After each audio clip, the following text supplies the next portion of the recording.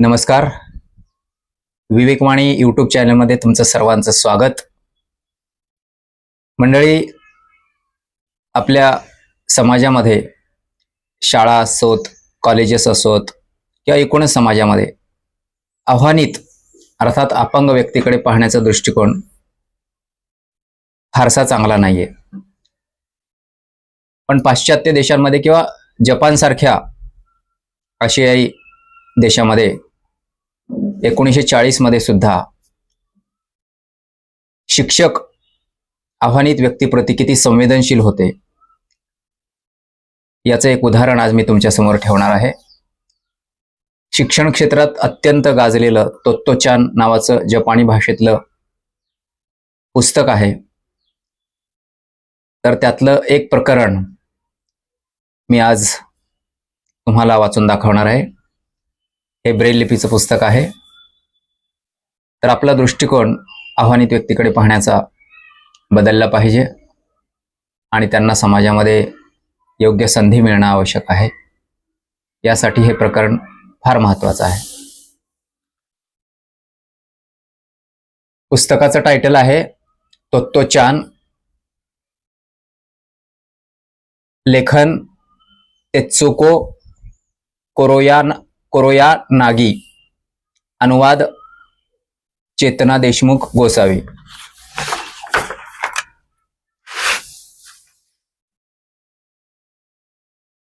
प्रकरणाचं शीर्षक आहे शेपूट. एक दिवस दुपारी शाळा सुटल्यावर तोत्तो-चान घरी जाण्यासाठी तयारी करत होती. तेवढ्यात ओई धावत धावत आला आणि अगदी हलक्या आवाजात म्हणाला, मुख्याध्यापक कोणावर तरी जाम चिडलेत. कुठे? तिने विचारलं. मुख्याध्यापक चिडल्याचं तिनं कधीच ऐकलं नव्हतं. तिला आश्चर्यच वाटलं.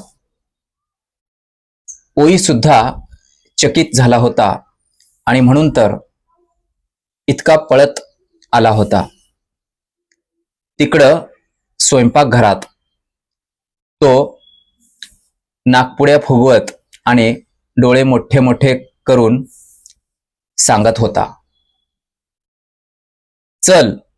तोत्तो-चाननं ओईचा हात धरला आणि त्या दोघांनी मुख्याध्यापकांच्या घराकडे मोर्चा वळवला. मुख्याध्यापकांचं घर सभागृहाला लागूनच होतं.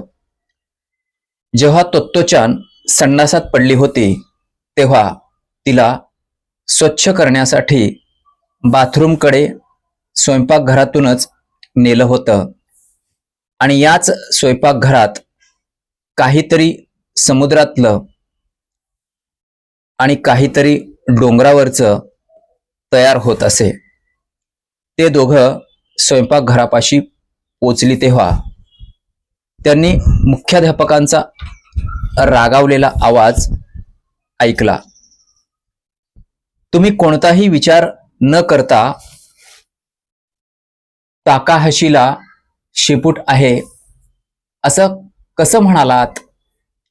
मुख्याध्यापक तोत्तो-चानच्या वर्ग शिक्षिकेला म्हणत होते.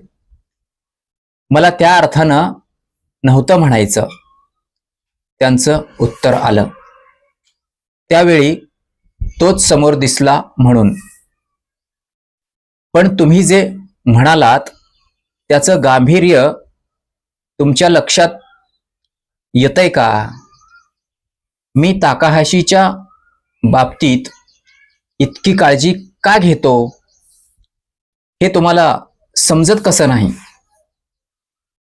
तोत्तो-चानला वर्गात घडलेला सकाळचा प्रसंग एकदम आठवला. वर्गात बाई माणसालाही पूर्वी शेपूट होतं असं सांगत होत्या. मुलांना गंमत वाटली. मोठ्या माणसांच्या मते तो उत्क्रांतीवाद होता आणि जेव्हा बाईंनी सांगितलं की प्रत्येकालाच शेपटीचा अवशेष असलेलं माकडहाड असतं, तेव्हा प्रत्येकजण आपलं कुठे आहे ते शोधायला लागला आणि वर्गात गोंधळ माजला. तेवढ्यात बाई गमतीनं म्हणाल्या, कदाचित इथल्या कोणाला तरी अजूनही शेपूट असेल. काय ताकाहाशी?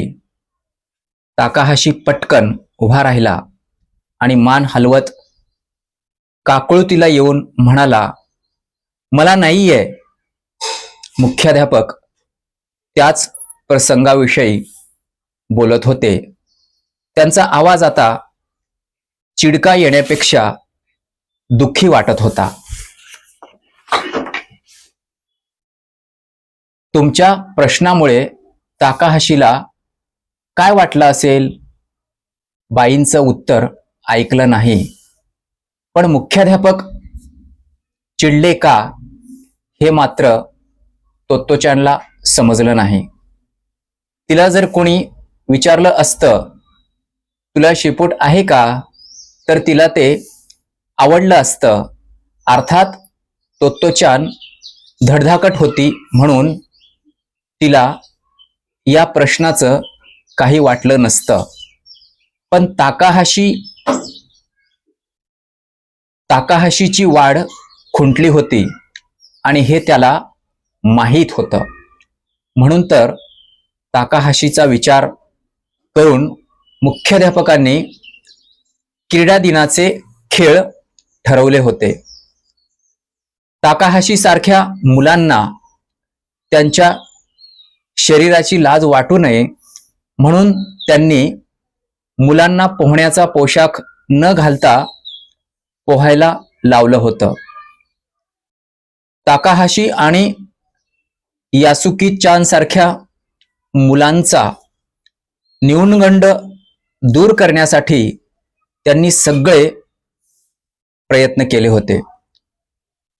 त्यामुळे कोणी इतक्या निष्काळजीपणानं त्याला असे प्रश्न विचारावे हे त्यांना सहनच झालं नाही. बाईंनी हा प्रश्न विचारला तेव्हा मुख्याध्यापक नेमके त्यांच्या वर्गाबाहेरच उभे होते. बाई आता रडत होत्या. चुकलं माझं. मी आता काय करू म्हणजे ताकाहाशीला बरं वाटेल? मुख्याध्यापक काहीच बोलले नाहीत. तोत्तोचानला ते दिसत नव्हते, पण त्या क्षणी तिला ते खूप जवळच्या मित्रासारखे वाटले. ओईलाही तसंच वाटलं असणार.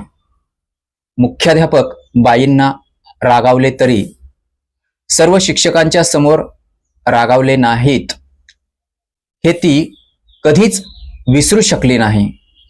तिला तेव्हा ते समजत नव्हतं, तरी त्यांचं ते वागणंच दाखवत होतं की ते खरोखर उत्तम शिक्षक होते. त्यांचा तो आवाज आणि ते शब्द तिच्या मनात कायमचं घर करून राहिले. ती जवळजवळ वसंत ऋतूची सुरुवात होती. हा तोत्तोचानचा तोमई मधला दुसरा वसंत होता आणि शाळेचं नवं सत्र देखील सुरू होणार होतं. मंडळी, हे जे प्रकरण वाचून दाखवलेलं आहे यातून बरंच काही शिकण्यासारखं आहे, समजून घेण्यासारखं आहे. ते नक्कीच तुम्ही समजून घ्याल याची मला खात्री आहे. विवेकवाणी यूट्यूब चॅनलला सबस्क्राईब करा, लाईक आणि शेअर करा. तुमच्या माझ्या आयुष्याची नवी कहाणी ऐकत रहा विवेकवाणी.